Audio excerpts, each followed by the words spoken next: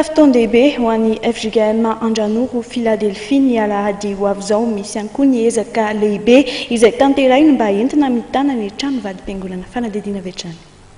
Mpino kristianina misy 500 ny zanaky ny fiangonana sy ny zanakam-pelezana no andrasany eny amin'ny FJKM Andranory Philadelphie ny alahady 12 novambra ho avy izao mandritra ny fetin'ny taranaka mandritra ity fotoana ity ihany koa no anaovana ny ezaka manokana amin'ny fanamboarana ny trano vady-piangonana.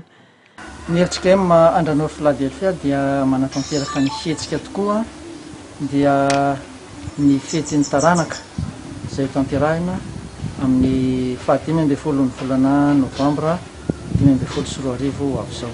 Ny tanjona moa dia ho fanatanterahana sy famitana ny trano vady-piangonana izay naorina trano fotony no ny fandravana ny teo aloha izay hita fa efa ratsy tsy ara-dalàna intsony dia manatanteraka ary famitana io trano io ny tanjona amin'izany. Manomboka amin'ny 7 maraina ny fotoam-pivavahana ny tolakano mofo dia isy ny fampisehoana ara-pilazantsara izay rana amin'ireo mpanakanto maromaro.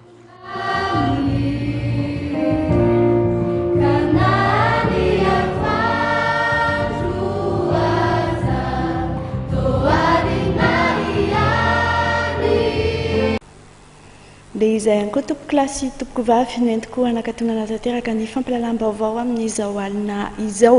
Mirary soa antsika rehetra any tokantrano tenako ary manome fotoana amin'ny herinandro ho avy izao indray.